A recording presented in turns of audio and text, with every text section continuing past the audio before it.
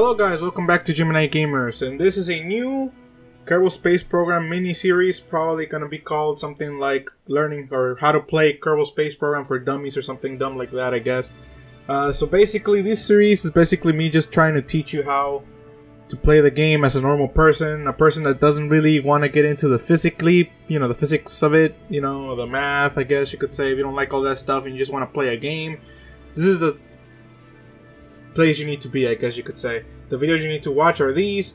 I won't go into all the math. If you don't like math, this is probably a good place to start with KSP. At some point you probably should get into the math, but for now you just want to get into to go to the moon or stuff like that, right? And learn how to fly and stuff, rockets and stuff like that. So basically, if you know how to play the game, this is not the place for you. If you already know how to play the game, go ahead and just continue playing. You're not going to learn much from this, at least from the beginning episodes.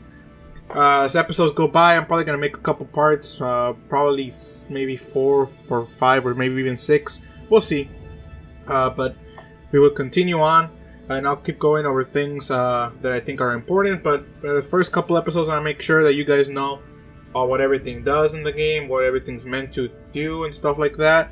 So yeah, in this episode I'm basically going to teach you how the Space Center works, how the rockets should be built, I guess, basic structure of rockets, and the basics of flight, going to space. I'm not going to teach you how to go into orbit.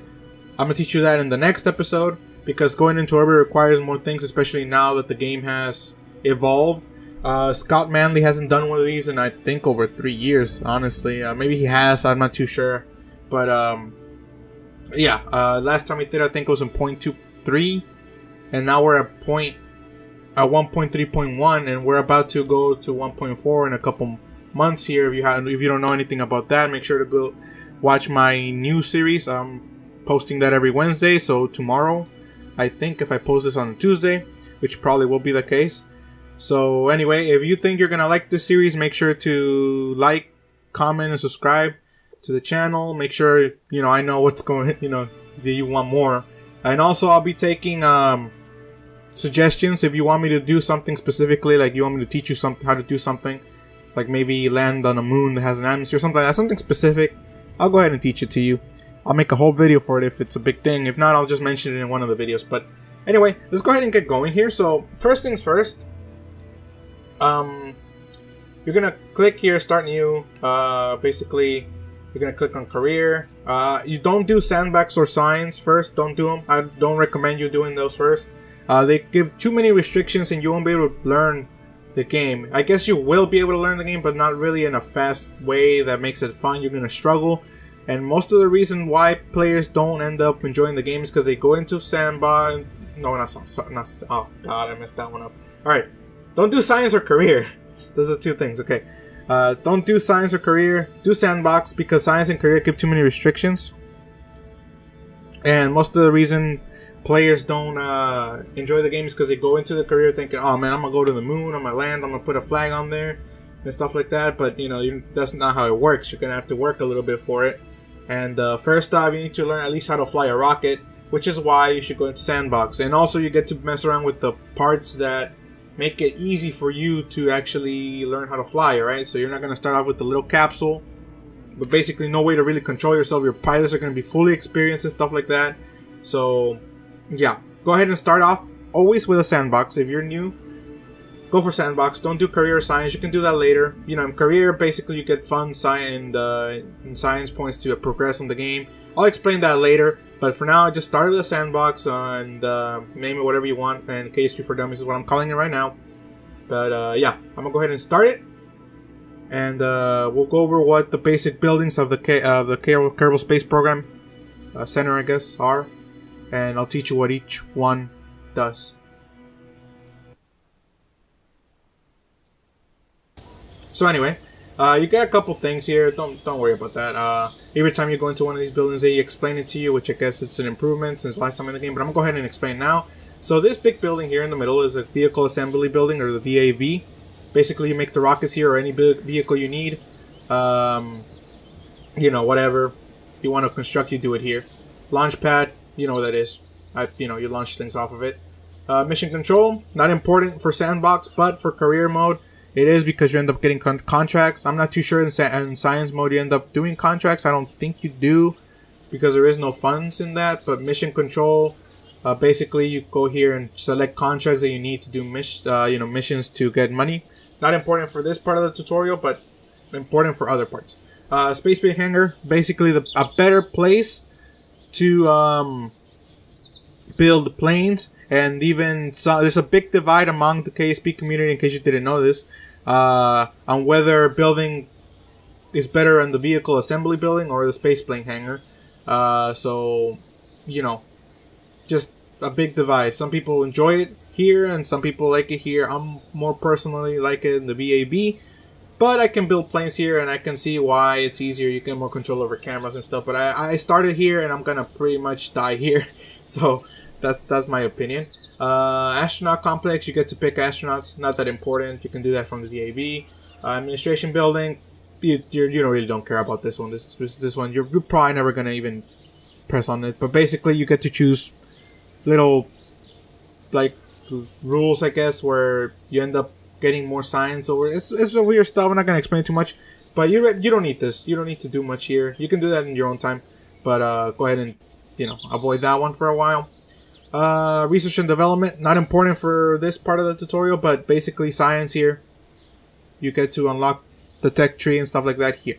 So, and the tracking station basically allows you to track everything. Gives you a world view of basically the solar system, the planet, everything. And you can see all of the ships you sent.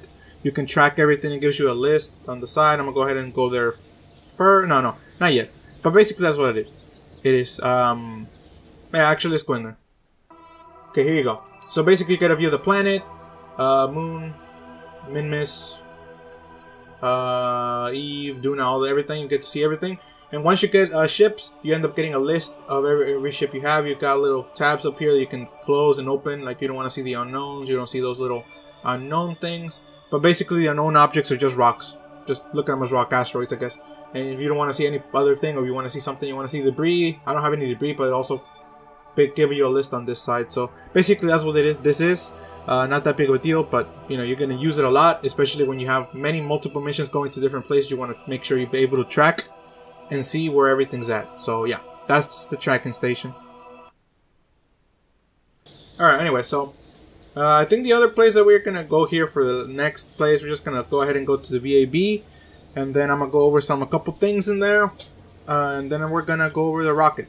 So rocket stuff, I guess you could say. So basically, we're not going to look at anything here, but space plane hangar is very, very similar to the VAB, but go ahead and go to the VAB. I find that the VAB is a lot easier to build in than any other game, so go ahead and go there. Alright, so now we're here. VAB, basically, get your parts on the left here. Little buttons to do actions up here. Don't worry about all this stuff right just yet. You can name your spacecraft here. And yeah, so that's basically the basics of the UI, I guess, here. So let's go. I'm gonna go over a couple things that you should probably do when you get the fresh game and you're new. Okay, so first things first, I'm gonna make sure you know what these things are. These two things are outside the normal game, so which means you're gonna have to either look for them or install them. That's what I basically mean. I'm gonna probably do more of these as we go on, but for now, yeah, I'm just gonna go ahead and go over these. So the first thing you should install, it's a mod called Kerbal Engineer. Let me get a part here, pod, and basically it gives you this little UI thing up here. Basically tells you how much delta V your rocket has, and delta V basically is how much how much gas. I call it gas in a lot of my other episodes. I call it gas. So basically your gas, how far you can go. Alright, so that's delta V. Think of it that way, okay? I'm not gonna go into too much of the math. That's why I want you to install this. It's basically gonna be the way for you to know if your rocket has the capability to do what you want it to do. Alright, so yeah. And the second thing is, you don't have to install anything, but you have to be able to use Google. If you can't use Google, I don't know why you're here, but if you can use Google, go ahead and search for a delta V map for KSP, and I'm gonna go ahead and put it on the screen here. Basically what that is It's just a map of the whole system, the whole places, all the places you can go in the game, and it tells you how much delta V is required to go into different spots. So it tells you how much delta V is required to go into orbit. It tells you how much delta V is required to basically get a transfer to one of the moons of each planet, or transfer to solar orbit, and then to another planet. I'm gonna go ahead and do probably a little more specific into that, into the whole delta V map at some point, once probably around episode 4, once we start going into transferring between planet to planet. But that's pretty much it for the tools that you're gonna need when you're starting off the game. And the only reason I say this is because it helps you get through that learning curve at first. A lot of people end up quitting right, like, you know, after like an hour of game. We're like, man, this thing is too hard, man. I can't go anywhere. My rockets keep blowing up. They can't fly. They just, I don't know. And you end up just getting frustrated, and you're like, I don't like this game. So this whole thing makes it a lot simpler. You're gonna have a lot less failures. Again, failures are gonna happen. You can't really avoid them. You can't say, oh, I'm gonna be the perfect Kerbal Space program. Even now that I have like over 1,000 hours in the game, I still end up doing a lot of failures. More than I like to admit, but yeah, crashes and stuff like that. So whatever, it happens. And more once you actually get into modding, more failures happen. So it's gonna be a long ride for you, but you can do it. I believe in you guys. So here we go. Go ahead and install those. And once you got those, Kerbal Engineer at least here, I'm gonna show you what it does in a bit more specifically. But yeah. Go ahead and search up Delta V map, and once you get all that done, get familiar with it. It may not make sense right now, but it will in a bit. Don't worry, you're not gonna have to make any additions or anything. You're just basically gonna see which numbers are bigger and smaller and stuff like that. So anyway, a couple things that you should always have on your rockets is a parachute. Let's see if I can find a utility. Yeah, parachute. Boom. Okay. Stages go over here. I'm gonna go a little bit more in depth into staging in the next couple episodes. Right now we're just gonna do this. So basically, when you're building a rocket, you want the pointy part to go up. Okay, basically that's what you want. So the pointy part is this thing. You want it to point up. Okay, that's all you need. You don't need more or anything less than that. All right, if you want to go into space, just do that. Okay. And the second thing you need is a tank. Right, that's basically the basics of it. And the third thing you need is an engine. All right, boom. And there you go. Something happened up here that wasn't there before. You get a delta V and how much delta V you're actually getting. So think about this as a distance, I guess. Not really, because that's not the way it works physically. But think about it as this is how much you can do. Okay, this is a number of the actions you can do. All right, this is the amount of things that you are able to basically do to change the position you're going to end up. Okay, so basically I have 1,748 meters per second. Right, so that's how fast I can actually go. But you're not gonna end up going that. You are if you're going into orbit, you're going to pretty much go faster than that. But that's how much energy your rocket has to change your current position, I guess you could say. So gas, basically, as I mentioned it before. I just want to make sure you guys know about that. So in order to get into space, I recommend at least 2,400 meters per second to do the first flight into space, basically. But just to be safe, I'm gonna go ahead and add one of the bigger tanks, fuel tanks. There you go. Once that goes in, okay, boom. Okay, so pointy part is still pointing up, basically. Everything's good. Sometimes you want to make sure you have more than one parachute. It's always a good idea to have more than one parachute. Usually your rockets end up being heavier than that, so make sure you do that. And also, I'm gonna go ahead and go over a couple basic other things that you need to learn that I just did here. So, okay, so normally what I see new players do is they do this and they're like, oh man, I need new parts. I need more of these parachutes. So they go grab another one. They try to get it the best they can. Like they really try hard, man. Like they I give you that. You have a lot of perseverance. They try and they're like, man, I can't kind of get it right, and it gets all messy, right? So once I get this back together, if I can get that piece out. There we go. You want to go down here in order this little circle down here. You want to click it. All right. You want to click it, and the key that you need to use to change that is X. You can basically make it change like that, as you can see. So basically, it's called symmetry. You press X once, you can place 2 parts at once, right? And they're about even on the same side of the rocket right there. Basically, very cool stuff. And also C, I don't know what it's called, but basically snap, I guess. Toggle snap, that's what it's called. C makes it, more uniform. Your parts are more on a rail, I guess you could say. The middle there and stuff like that. You basically need to play around with them yourself to get to really understand what they do. But basically symmetry, you can put more parts and they're all evenly spread out around the same spot. So, that's basically what you need to do. You don't need this many parachutes, maybe 2 would do. But I'm gonna put 2 extra ones just in case we end up having a failure. Again, make sure that you know something about the staging. Make sure to separate things that have to happen at different times. So, for example, you want your rocket to basically engage before your parachutes. If not, your parachutes are going to engage and drag you all the way into space. And trust me, that's happened to me before. I had to fly up there, but now it's not that bad because you can actually cut them off, but you don't want to because, you're going to have to put them back together while you're going up, which is probably not going to end up very well. So, anyway, 3,197 meters per second of delta V. Very good. Not enough to get into orbit, at least comfortably. You might be able to. I don't think you can. I can't really look at the delta V chart right now to actually see. But, that's why I want you to see it. But right now, since I'm recording, I can't actually see it. But, yeah. I'm going to go ahead and for this episode, just teach you how to do a suborbital flight.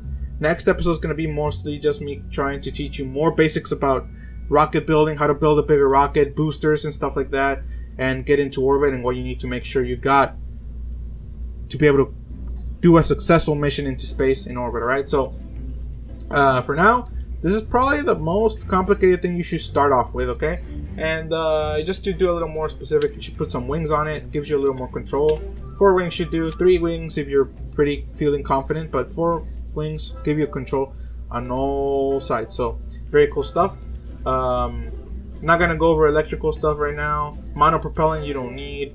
So yeah, Kerbal Engineer. Really a big help here. You should install it. So I'm going to have a link for these 2 things, the Kerbal Engineering Delta V map in the description. So yeah, I'm going to go ahead and get this thing on the launch pad, and I'm going to go ahead and teach you some of the basic things to actually launch your rocket.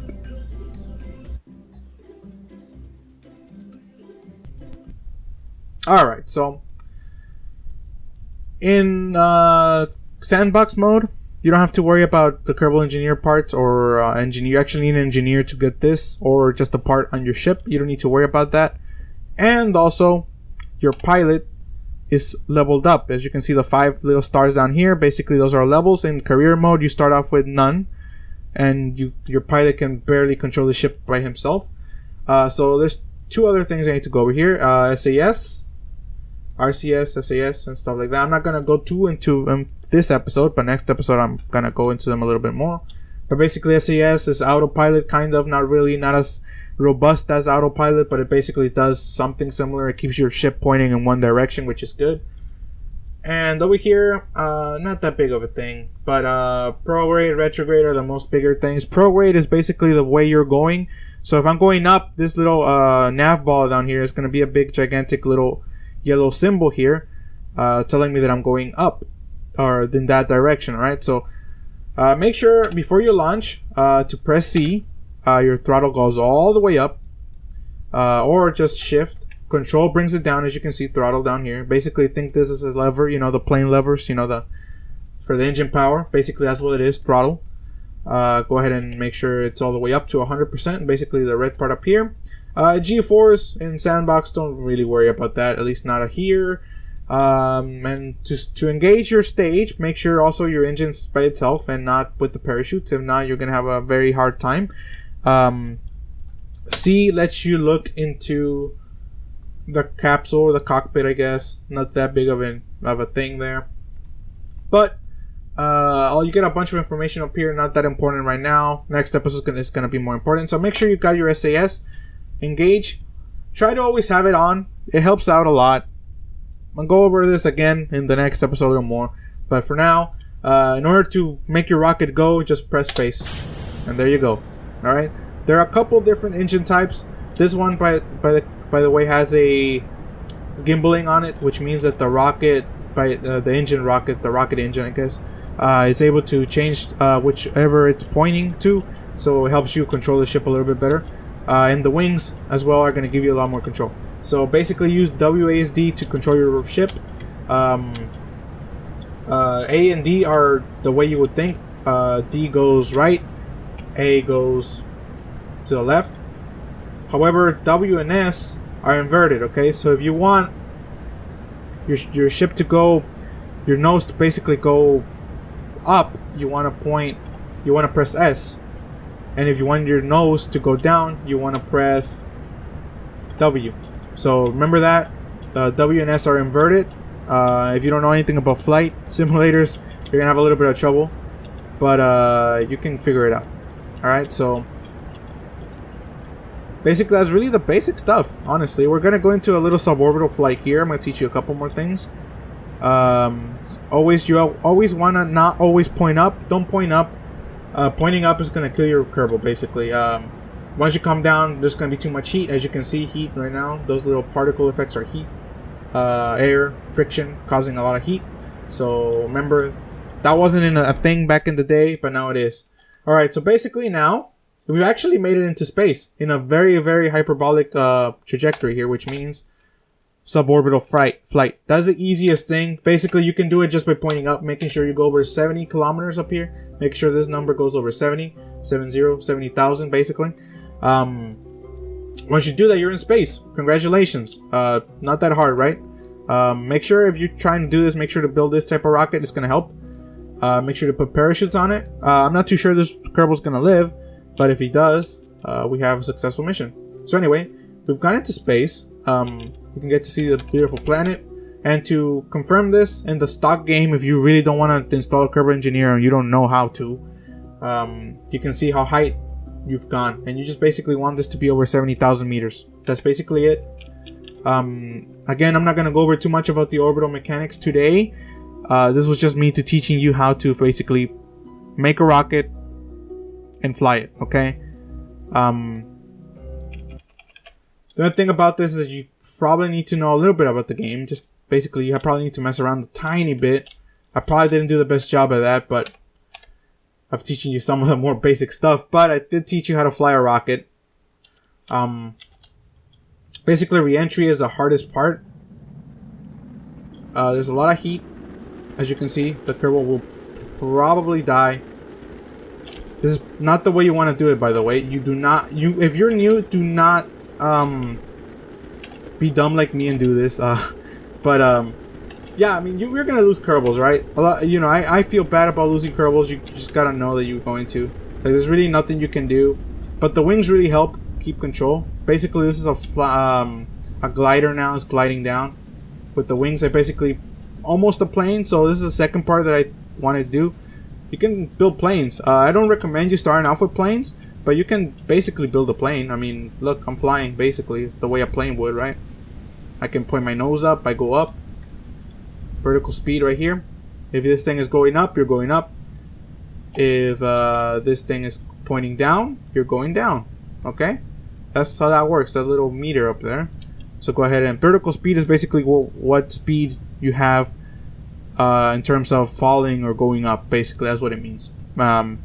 Positive means you're going up. Negative means you're going down, and you probably should start worrying about the ground or the ocean in this situation.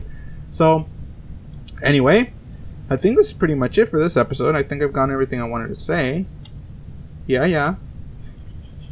Next episode will be more about getting into orbit and stuff like that, which is probably the real thing you guys want to watch. So make sure to subscribe so you get to see when this that episode comes out.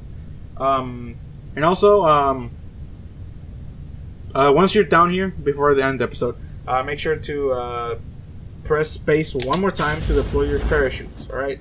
In this normal situation, the parachutes will deploy fine, though you don't need to worry about it. You can turn off SCS, by the way. And you'll be okay, basically. So don't worry too much about it when you're doing it in Kerbin. Once you start doing it in other planets, it's going to be a little more difficult.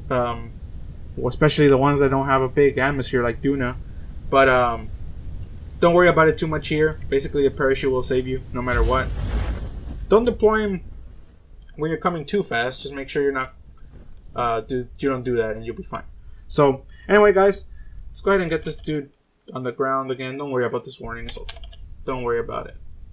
Basically, just don't time warp. And again, time warp is it's up here. You can basically do it this way. You can click up here. As you can see there.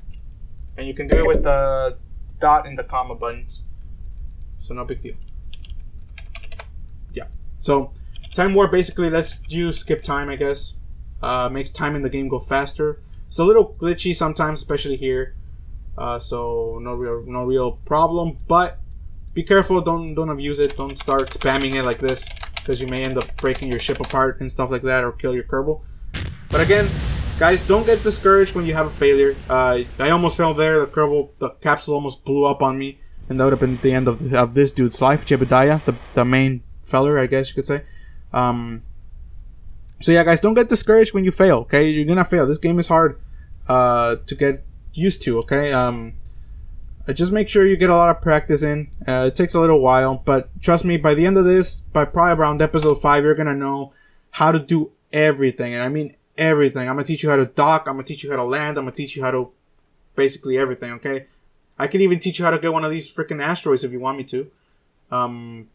Yeah, I can teach you how to freaking like go to Jewel and stuff. You know what I mean? I can teach you all that stuff. So make sure you subscribe, like, and share and all this stuff. So I know you want me to actually teach you. You may not want me to teach you, but yeah. The reason I'm doing this is because I want the community to expand more. I want the whole Kerbal Space program to keep growing.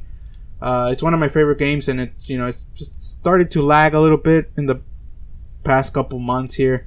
There's been a lot of changes in development teams and stuff like that. So yeah, basically it's just a little sad that things have changed, but hopefully we can make the community grow and stuff, stay strong and stuff like that. And maybe this is a good way to help. I don't know. I'm trying my best though. So anyway, again, go check out the news show every Wednesday. Probably if you're not watching this on a Tuesday, you probably can watch it whenever, I guess. But if you're watching on a Tuesday, come back tomorrow. There'll be a news show around 3, I think. Not that big of a deal. News came out this week, but the last couple weeks have been very interesting, and if you do know something about the game and you're interested about the development, go ahead and watch it. I go over a couple things. So yeah, guys, again, thanks for watching. Go ahead and wait out for the second episode. I'm gonna try to get it out as soon as possible, probably Thursday. And that episode is gonna be more of the juicy part, I guess. This was just me trying to get you the basics of flight, and go ahead and just practice a little bit. Suborbital flights are always a good thing, and get good to it. Do single stage rockets first. Get the big liquid engines. I didn't go over that here, but I'm going to go over that next episode. Types of fuel and stuff like that, and what you should do. So yeah, build something similar to this, I guess. Get this tank engines, wings, and the capsule in a parachute. Okay, and launch it, and you'll be fine. And you're on your way. Trust me, you're on your way. It's not that bad. It's gonna be a couple tough first launches, but you can get the hang of it. No real issue. So yeah, guys, thanks for watching, and I'll see you all in the next episode. Goodbye. Oh, guys, and also I just want to mention to recover the vessel. Once you land it, go up here, press recover vessel, and you go back to the Space Center. Or if you don't want to do that, press escape and basically just click one of these and just Space Center, and you're basically back. Just in case you got stuck or something like that. Didn't want you to do that, but yeah. See y'all in the next video.